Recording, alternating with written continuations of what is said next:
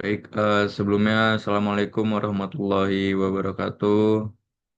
Kepada dosen pengampu Bapak Vivian Karim Ladesi dan teman-teman semua yang menonton video ini, video presentasi saya. Jadi di sini saya akan mempresentasikan tentang inovasi pada PT Smartport Logistik Nusantara, yaitu layanan logistik pelabuhan terintegrasi berbasis digital dengan fokus efisiensi logistik pelabuhan dan distribusi hinterland, di mana integrasi layanan ini secara fisik dan melalui platform digital. Untuk latar belakangnya itu di sini transportasi laut dan logistik tuh pelabuhan tuh sangat penting bagi Indonesia yang merupakan negara kepulauan. Karena di Indonesia ini lebih dari 90% perdagangan internasional tuh Indonesia dilakukan melalui jalur laut. Di sisi lainnya juga distribusi antar pulau di Indonesia sangat bergantung pada pelabuhan sebagai pusat utama rantai pasokan. Namun, adanya masalah klasik seperti tingginya biaya logistik nasional, waktu tunggu kapal atau dwelling time, dan kurangnya integrasi data antar pelaku logistik, dan rendahnya visibilitas pergerakan barang tetap menjadi masalah utama. Jadi, nggak selamanya pelabuhan-pelabuhan itu lancar-lancar saja dalam menjalankan kerjanya. Pasti ada beberapa masalah yang dihadapi lah di masalah internal di dalam pelabuhan tersebut. Jadi kita lanjutnya ke jenis layanan yang ditawarkan. Tapi sebelumnya di latar belakang ini, di inovasi ini kita tuh menerapkan sistem IoT yang lebih didalamkan lagi, dikomplekskan lagi. Jadi nggak cuma pada dasar-dasar IoT yang biasa-biasa saja seperti pelabuhan yang lain yang sudah menerapkan IoT juga, tapi di pelabuhan yang ini di PT Smartport Logistik ini IoT-nya benar-benar dibuat serinci mungkin, sedalam mungkin supaya benar-benar semuanya tuh jelas, tingkat keminimalan masalahnya juga kecil. Sini ada beberapa jenis layanan yang ditawarkan. Yang pertama Port Based Logistic Service, lalu angkutan laut dan darat yang terintegrasi, lalu Digital Freight Management Platform, pergudangan dan container yard, dan distribusi last mile dari pelabuhan ke pelanggan dengan sistem end-to-end. Jadi distribusi last mile dari pelabuhan ke pelanggan ini, pelabuhan juga bisa menerapkan pengiriman barangnya itu dari area pelabuhannya langsung ke kawasan industrinya. Lalu di sini ada segmentasi pelanggan. Yang pertama di sini untuk segmentasi pelanggan itu perusahaan pelayaran dan agen kapal, lalu eksportir, importir, dan manufaktur, lalu freight forwarder, dan UMKM dan e-commerce. Lalu nilai tambahnya di sini seperti yang tadi sudah saya bilang, yaitu layanan end-to-end, lalu tracking secara real time yang bisa dipantau, dan transparansi biaya. Jadi ya kalau misalkan barangnya dikirim itu posisi transportasinya, posisi modanya itu benar-benar ke tracking secara langsung di aplikasi atau di web perusahaan tersebut yang menyediakan fitur IoT ini. Karena di PT Smart Port Logistik ini sudah menerapkan IoT, jadi bisa dilihat di aplikasi atau di webnya. Lalu juga meningkatkan efisiensi waktu dan operasional. Efisiensi waktu dan operasional. Jadi di dalam PT Smart Port Logistik Nusantara ini yang dimaksud dengan efisiensi waktu dan operasional, yang dimaksud itu ketika di dalam suatu kinerja di area tersebut ada waktu yang kosong, itu jangan sampai dibiarkan ada yang namanya waktu kosong. Jadi eh, untuk mengurangi waktu kosong tersebut kita langsung ya begitulah bergerak langsung semua, pokoknya kita mengurangi waktu kosong dan biaya tidak langsung. Lalu di sini kita lanjut ke analisis SWOT-nya. Jadi Untuk yang pertama, strengths-nya atau kekuatannya, yang pertama integrasi pelabuhan, lalu transportasi dan digital, lalu berbasis teknologi dan data. Untuk weakness atau kelemahannya sendiri, yaitu investasi awalnya itu cukup besar ya. Jadi nggak semuanya inovasi yang kita buat, kita terapkan itu selalu berjalan mulus. Pasti ada rintangan-rintangan yang membuat bagaimana inovasi itu bisa tercipta, diterapkan. Ya, kelemahannya ini investasi awal itu besar, jadi pasokan duit kita di awal untuk kita bisa menerapkan inovasi ini itu pasti butuh biaya yang besar. Nah, itu jadi tantangan utama sih, karena ibaratnya kita mau menjalankan sesuatu tapi nggak ada duitnya dulu, itu berat banget. Jadi ya agak susah. Jadi lalu ketergantungan pada infrastruktur. Nah, ini benar banget nih, ketergantungan pada infrastruktur untuk sarana dan prasarana juga harus dimaksimalkan lagi lah, jangan setengah-setengah, jangan kurang, jangan, ya harus maksimal lah. Lalu ada opportunities-nya di sini, ada peluangnya yaitu pertumbuhan logistik nasional dan dukungan kebijakan pemerintah. Lalu ada threats atau ancamannya. Jadi eh, karena inovasi ini sudah banyak diterapkan di pelabuhan-pelabuhan lain,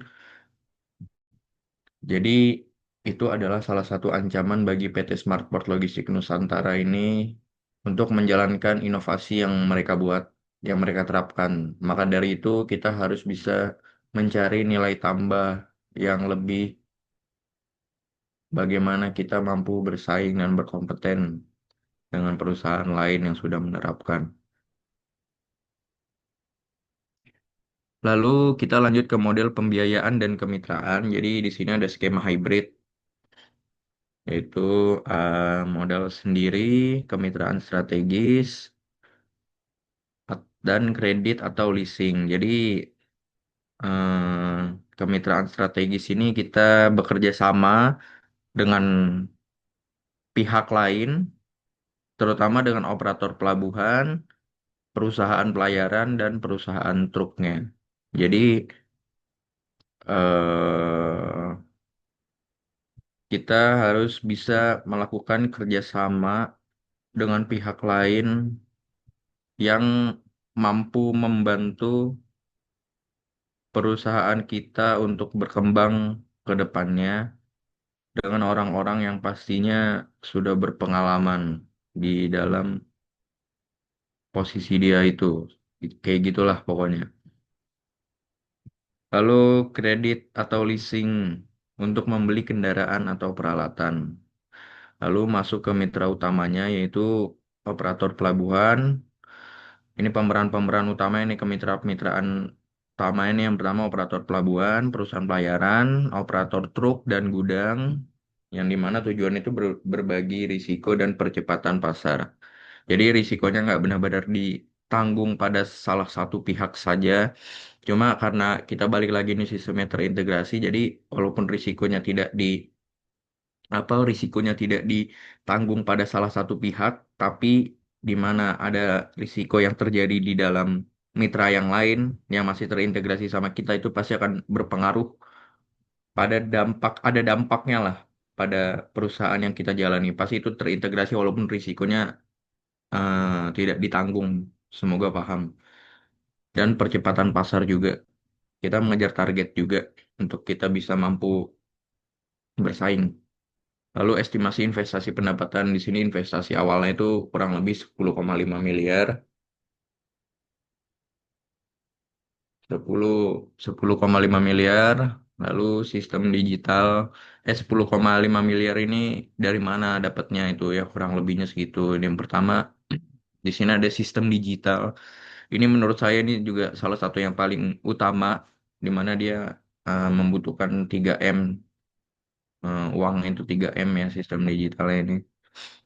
Ini menurut saya yang paling penting, salah satu yang paling penting juga, karena di mana kita pasti mengaturnya secara jarak jauh ya dengan sistem digital ini. Semua informasi-informasi pasti kita ngelacaknya dari sistem digital ini. Lalu ada armada truk, di mana sebagai salah satu alat yang mampu untuk mendistribusikan barang ya itu penting banget karena kalau misalkan nggak ada armada truk ini kita juga pasti bingung lah eh, cara kita bisa ngirim barang dari satu tempat ke tempat yang lain itu gimana kan. Lalu ada gudang dan CY ini container yard ya. Itu senilai 2 M. Lalu ada legal dan praoperasi. Legal dan praoperasi. Perizinan ya sebenarnya legal dan praoperasi ini sebenarnya lebih ke perizinan aja supaya apa yang dilakukan pada perusahaan tersebut itu memiliki sertifikat yang sah dan tidak ilegal lah. Maksudnya tetap tetap terjamin keamanannya. Lalu sumber pendapatan itu dari biaya jasa angkutannya, pergudangan dan penumpukan, lalu fee platform digital, penggunaan penggunaan apa? Penggunaan platform yang digunakan untuk jadi misalkan kita atau saya memakai platform tersebut, pastikan ketika kita memakai platform tersebut, orang yang membuat platform tersebut itu pasti kan mempunyai pendapatan juga kan. Lalu ada pergudangan dan penumpukan ini udah pada dasarnya nih harusnya semua pelabuhan terminal kayak gini.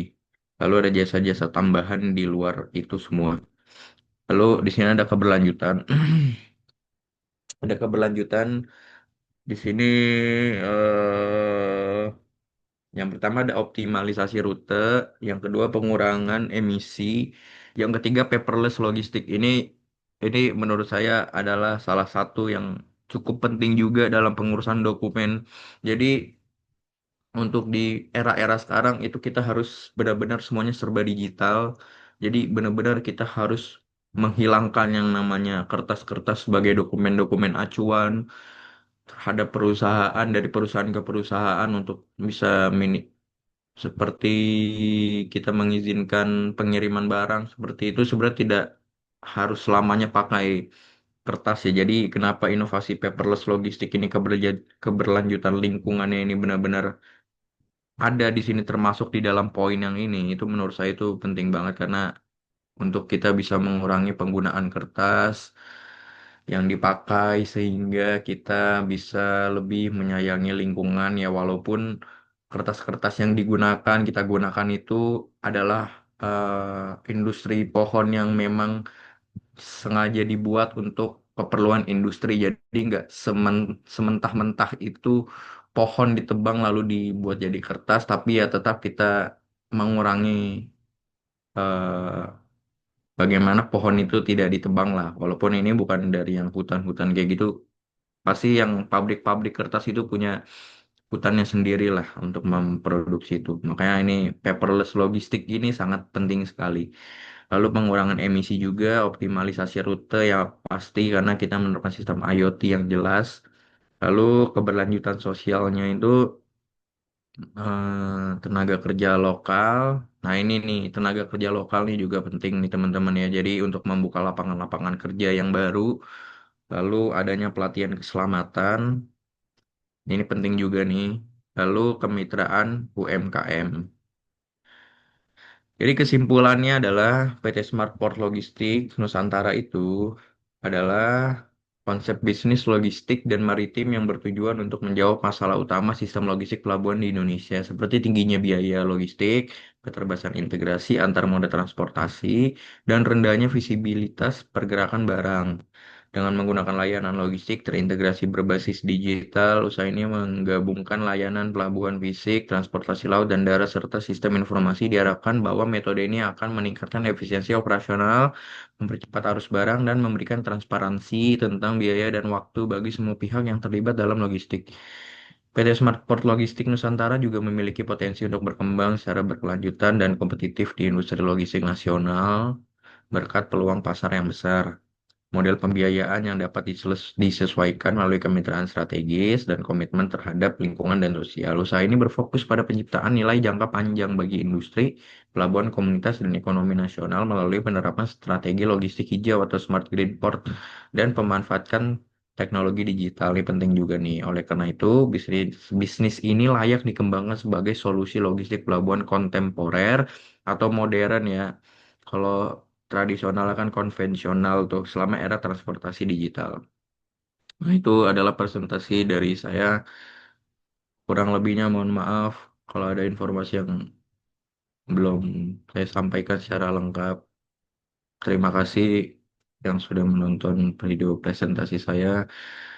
Sekali lagi mohon maaf jika ada salah kata. Wassalamualaikum warahmatullahi wabarakatuh.